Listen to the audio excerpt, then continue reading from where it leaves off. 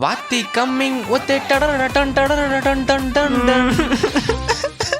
டேய் என்னடா ஆச்சு, அழுதுட்டு இருக்க? என்ன அழுவுறனா? ஆஸ்திரேலியா டூருக்கு இந்தியா ஸ்குவாட் அனௌன்ஸ் பண்ணிட்டாங்கடா.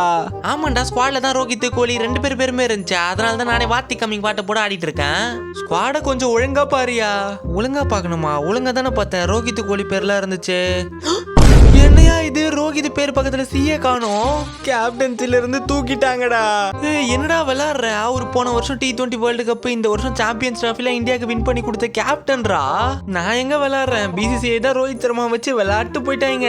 தன்னாரே நாரே தானே தந்தானோ தானே நானேனோ.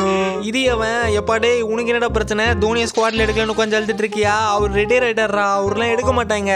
ஆனா அது இல்லப்பா, காலைல தான் ரவி சாஸ்திரி சொன்னாரு நான் கேலிஸை பார்த்துருக்கேன், ஸ்டோக்ஸை பார்த்துருக்கேன், ஆனா இவங்க யாரும் ஜடேஜா அளவுக்கு இல்லைன்னு. ஆனா இப்ப பார்த்தா ஸ்குவாட்ல ஜடேஜா பேரே இல்லையே.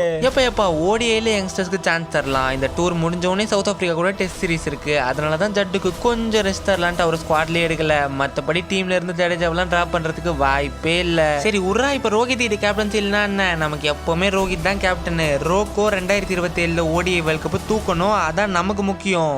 நான் என்ன சொல்றேன்ட்டு உனக்கு புரியுதா? ரோஹித் சர்மா கிட்ட கேப்டன்சி இல்லைன்னா ஒரு ஸ்குவாட்ல 100% கன்ஃபார்ம் கிடையாதுன்ட்டு அர்த்தம். ஒருவேளை இந்த சீரீஸ்ல ரோக்கோ ஒழுங்கா பெர்ஃபார்ம் பண்ணலனா இதான் அவங்களோட கடைசி இன்டர்நேஷனல் சீரீஸா கூட ஆகலாம். அப்பெல்லாம் நடந்தா நம்ம என்னப்பா பண்றது? ஏற்காதே வீழும் சூரியனே, தர்மம் தோற்காதே.